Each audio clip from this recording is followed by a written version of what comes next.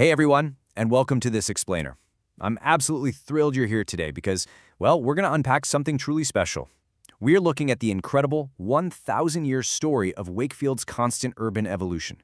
We'll be tracing a chronological journey from the city's very beginnings all the way up to the present day. We're going to make it incredibly simple to see exactly how a humble settlement transformed over centuries into a modern, thriving powerhouse. All right, let's dive right into this. Just imagine a magnificent panoramic timeline charting an extraordinary journey. We can literally trace the physical steps from muddy medieval streets all the way in the background to heavy steam-powered industrial corridors, right up to the sleek 21st century cultural landmarks lining the riverfront today. It's this incredible chronological story of survival, adaptation, and growth that is just completely fascinating to map out. You know, to really understand this journey, we have to start with this brilliant guiding idea. Wakefield is a city that has always reinvented itself, without ever forgetting where it came from. This powerful Yorkshire motto acts as the core heartbeat of our explainer today. It proves that understanding a city's past and respecting its heritage holds the absolute key to how any modern city survives and thrives through massive structural change. So here's our time-traveling roadmap for today. We'll be exploring 1. Roots and the wool trade. 2. The industrial powerhouse. 3. Civic pride and unique heritage. 4. Industry decline and change. And finally, 5. A modern cultural renaissance. Let's jump straight into Chapter 1, Roots and the Wool Trade, spanning from 1086 to the 1700s. To really anchor ourselves in time, let's map out the city's absolute earliest milestones. The story officially begins on paper with its record in the famous Doomsday Book, way back in the year 1086.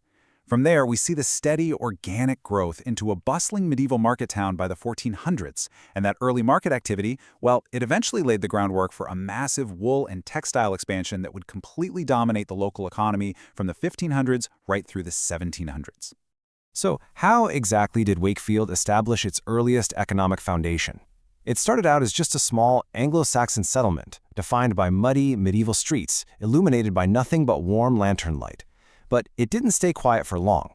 It quickly grew into a bustling market town. The real game changer here was the rise of the Yorkshire wool merchants. Imagine the historic scene for a second. Merchants poring over parchment trade maps, the constant clatter of handloom weaving workshops, and busy fulling mills driving local and regional trade links. It was the humble yet incredibly robust start of what would become a massive economic engine. Which brings us to Chapter 2, the Industrial Powerhouse, covering 1699 to the 1950s. Now, consider this rapid acceleration in infrastructure. In 1699, the Calder and Hebel navigation opens, completely transforming water transport.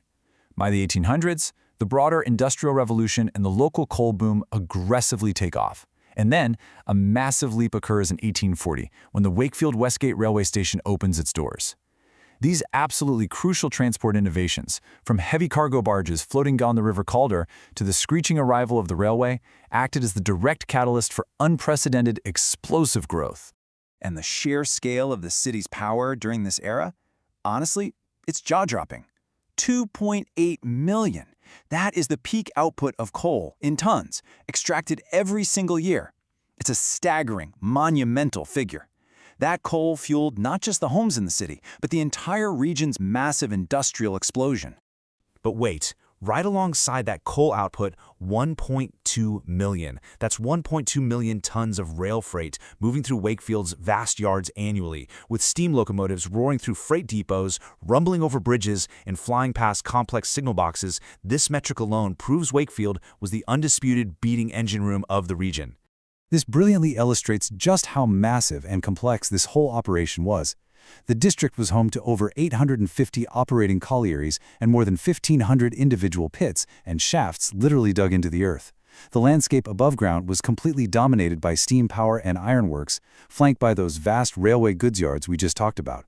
At its height, we're talking about a peak textile output of 6.7 million pounds per year, which is incredible for the era, employing well over 40,000 people. These heavy industries fundamentally transformed the city's skyline with sprawling factories, towering chimneys, and endless rows of brick terraced housing for the workers. All right, on to Chapter 3, Civic Pride and Unique Heritage, spanning the 1870s to the present. You know, the late 19th century brought two incredibly distinct, yet absolutely vital pillars to the city's heritage. In 1877, the highly unique rhubarb forcing tradition was established on the agricultural outskirts. And just over a decade later, in 1888, the monumental Wakefield Cathedral began its civic construction right in the center of town. Two very different milestones, for sure, but both deeply essential to the city's enduring character. Now, what's truly fascinating here is the stark contrast between these two worlds existing side by side. On the one hand, you have the coal mining heritage. Over 100,000 men employed across the district at its peak, heavy, deafeningly loud pit headwinders pulling cages from the earth, and a gritty, steam-powered skyline. But then, literally right next door, the Rhubarb Triangle. Over 1,500 incredibly quiet agricultural forcing sheds, where the famous pink rhubarb crop was grown entirely by the soft glow of warm candlelight. And it was so successful, this delicate horticultural practice led to global exports to over 30 countries.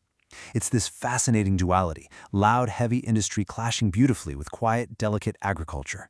And standing tall above both of these vastly different worlds was Wakefield's Cathedral.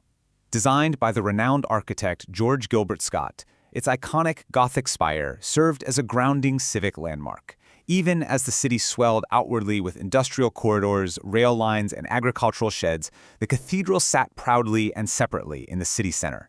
It offered a place of immense civic pride and sanctuary amidst the relentless, noisy pace of progress.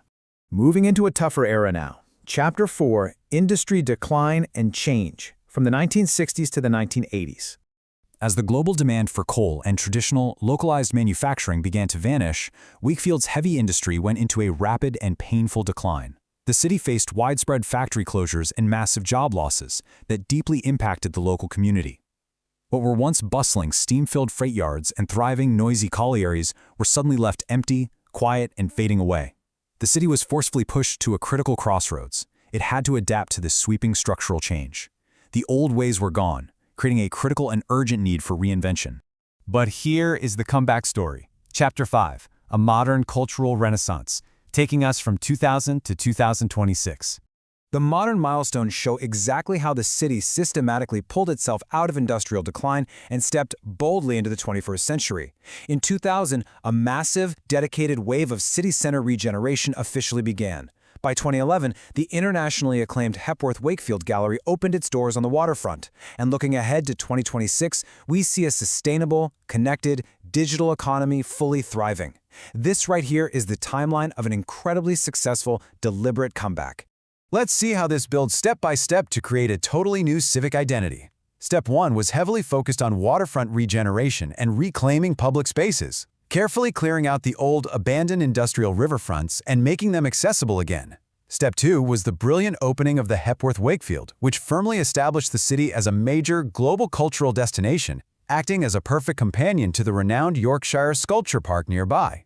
And Step 3 has been the targeted, smart growth of digital, creative, and professional sectors. They didn't just build art galleries, they built a completely new, modern economic foundation. And the vibrant reality of Wakefield today in 2026 is pretty amazing. The population has grown to over 99,800 residents. The city center is beautifully regenerated and vibrant, filled with world-class cultural and art venues that draw visitors from all over. Economically, there's a laser focus on digital and creative industries operating right alongside rapidly expanding health and education sectors. And crucially, all of this is underpinned by a deep commitment to sustainable and green growth. What's absolutely vital to take away from this is how Wakefield shows us that cities can successfully evolve and modernize while still deeply respecting their gritty heritage. Which brings our narrative perfectly full circle back to our guiding quote. Wakefield is a city that has always reinvented itself, without ever forgetting where it came from. When you look at the modern city, you can genuinely see how the relentless, hardworking spirit of those early medieval wool merchants and the profound grit of the Victorian coal miners still fuels the modern creatives, the artists, and the digital entrepreneurs walking those exact same streets today. The industry changes, but the Yorkshire spirit, that remains identical. So, as Wakefield looks past 2026, what will its next reinvention look like? Will it be defined by new green technologies, or perhaps further cultural expansion? It's a fascinating, provocative question that really speaks to the future trajectory of all resilient cities across the globe. Thank you so much for joining me to explore this incredible historical masterclass today. Keep questioning, keep learning, and I'll catch you in our next explainer.